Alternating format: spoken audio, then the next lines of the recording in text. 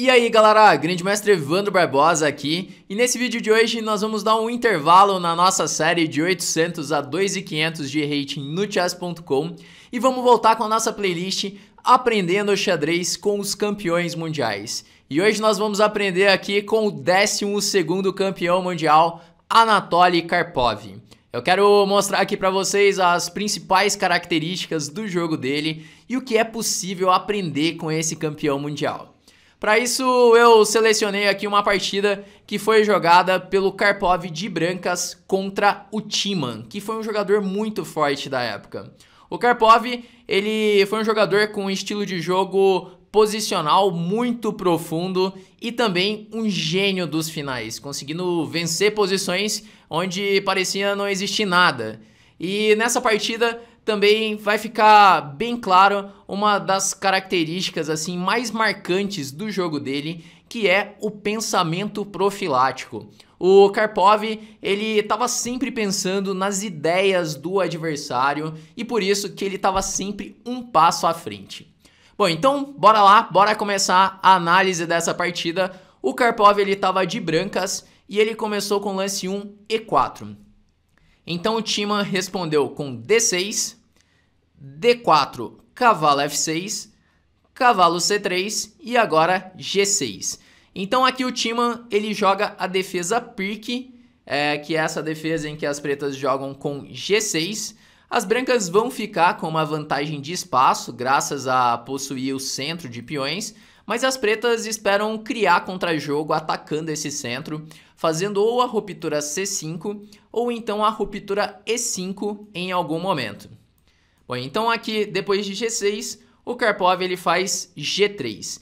Então essa é uma variante bem posicional para enfrentar a Pirc. Existem outras opções mais agressivas, como por exemplo Bispo E3 e Dama D2 para jogar com Bispo H6, ou então um ataque austríaco jogando com F4 direto.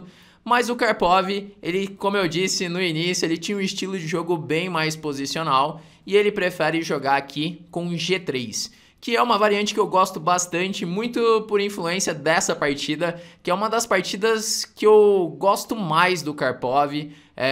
Vocês vão entender daqui a pouco o porquê que é uma das que eu considero uma das melhores partidas do Karpov.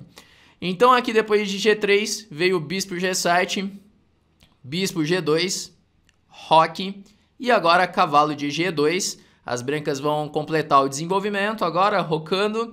E aqui o Timman aproveita para jogar com E5. A outra possibilidade seria preparar a ruptura C5.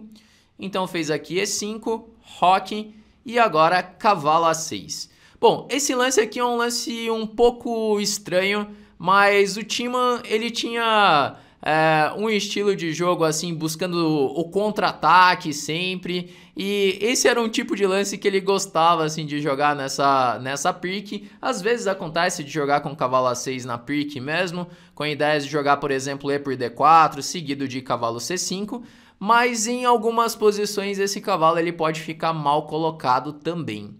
Então aqui seria até mais natural jogar, por exemplo, com E por D4, seguido de cavalo C6 ou até mesmo cavalo C6 direto. Mas aí o Timman fez cavalo A6, torre E1.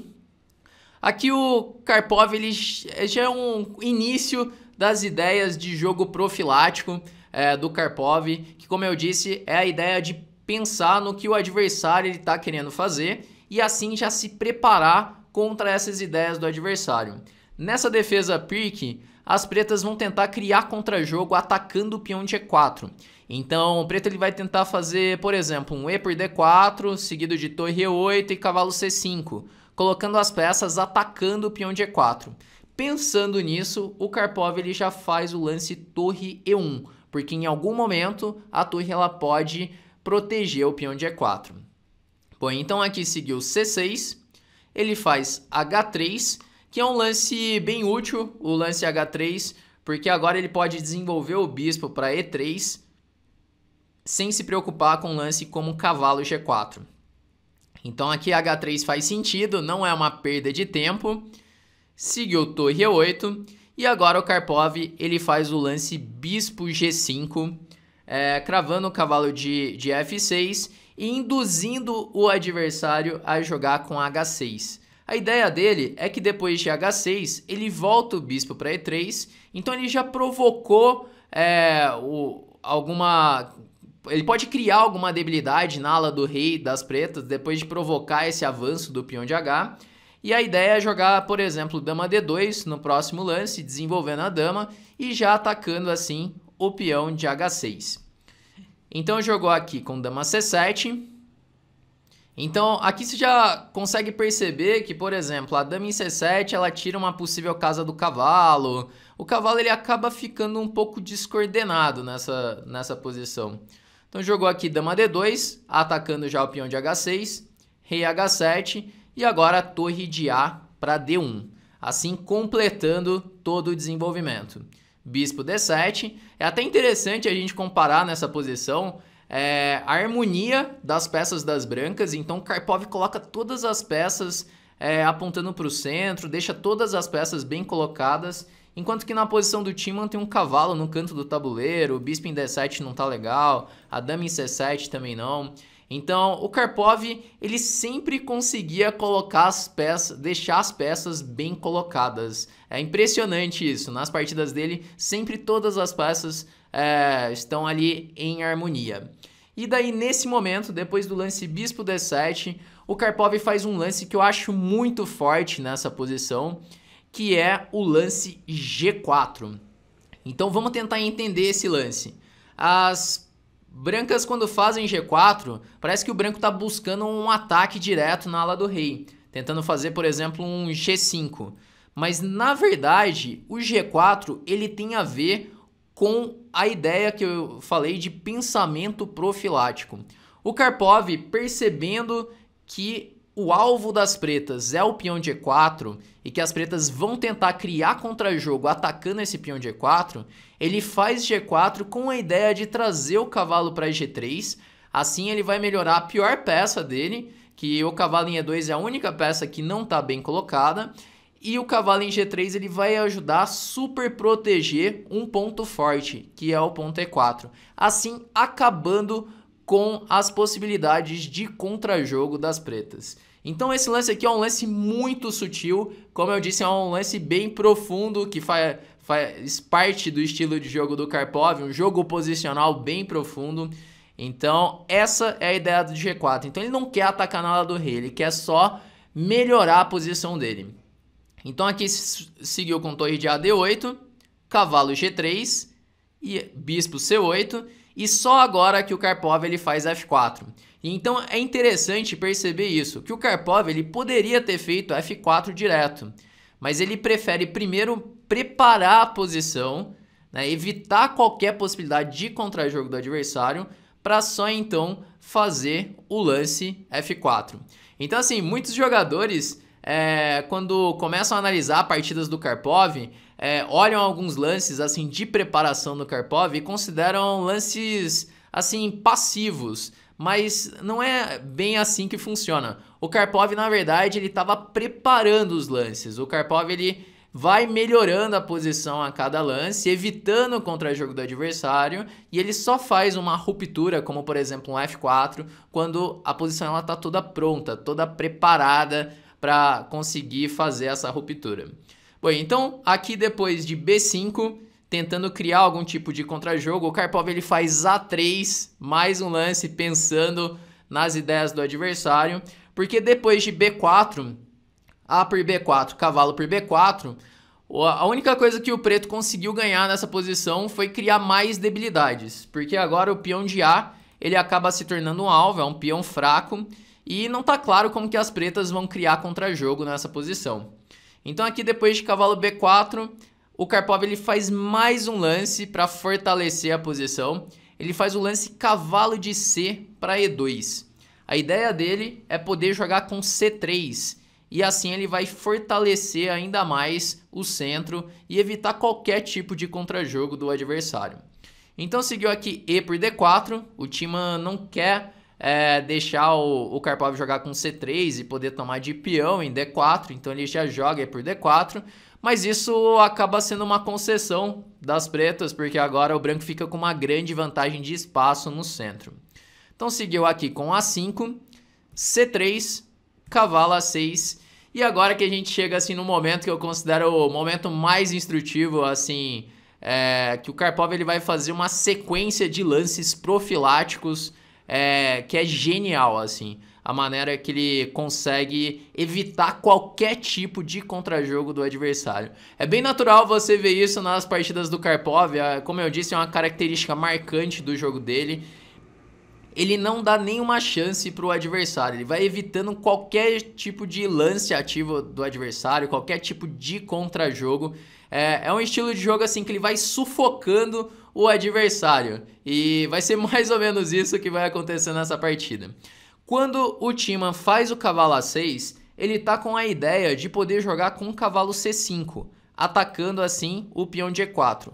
Pensando nisso, Karpov faz aqui dama C2, exclama.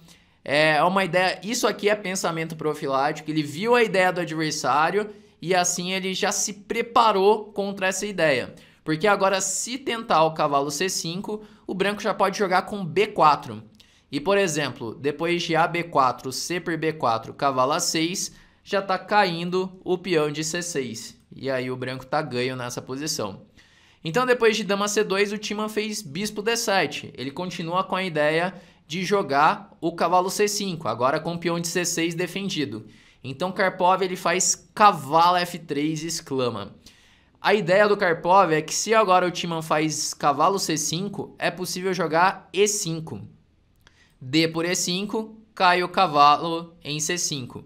Então, novamente, ele evita as ideias do adversário. Então, esse tipo de jogo eu acho genial. Assim, é algo que eu tento fazer nas minhas partidas também, que é sempre evitar essas possibilidades ativas do adversário. E o Karpov, ele era simplesmente um gênio quando fala sobre pensamento profilático.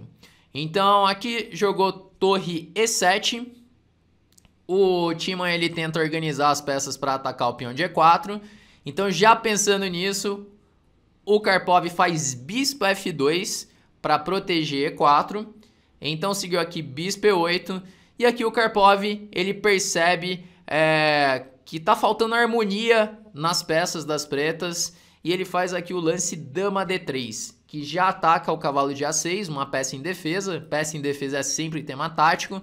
E ameaça também aqui o lance E5, aproveitando que não dá para tomar em E5, que cai a torre em D8. Então aqui seguiu dama B7. E agora o lance decisivo da partida, em que o Karpov ele vai conseguir já ganhar material. Então, geralmente, quando a gente vê uma partida assim em que um lado vai acumulando vantagens, essa partida ela é decidida por um ataque direto ao rei. Então, imagino que vocês já devem estar pensando em lances como G5, F5, E5, algum lance de ataque, né?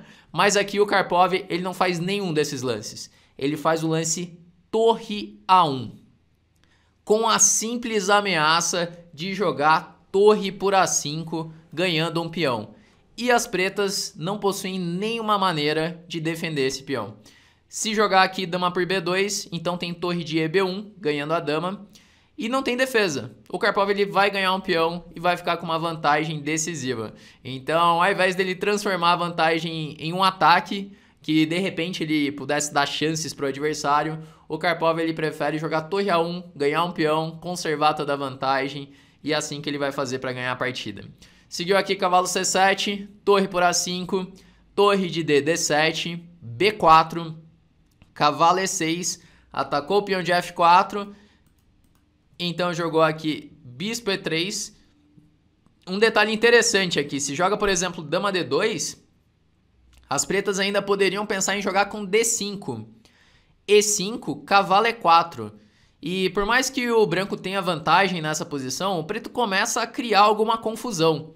Então, é claro que o Karpov ele não vai deixar isso. Depois de cavalo E6 ele faz bispo E3, porque agora D5 não funciona. Dá para jogar E5 e a dama continua controlando E4. Se agora cavalo E4, as brancas conseguem ganhar o segundo peão. Então aqui depois de bispo E3 seguiu C5, F5, cavalo D8, B5 e agora só falta o Karpov jogar aqui com C4 para conseguir controlar assim todo o tabuleiro.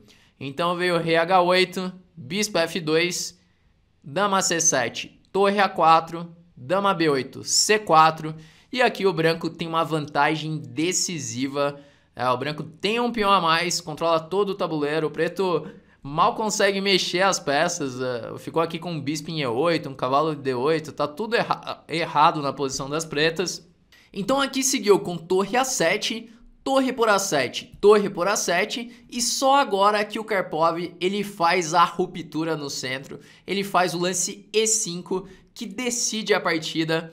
Depois de D por E5 veio cavalo por E5, torre A2, bispo por C5 e nesse momento o Tillman ele abandonou porque o branco ele tem 2 peões a mais e o preto não tem nenhuma possibilidade de contrajogo. Bom, então é essa partida que eu queria mostrar aqui para vocês, que é realmente uma obra-prima quando o assunto é jogo profilático. Então espero que você tenha aprendido com essa partida e deixe aí nos comentários o que você achou do jogo do Karpov, beleza? Bom, então é isso aí, vamos encerrando por aqui e até o próximo.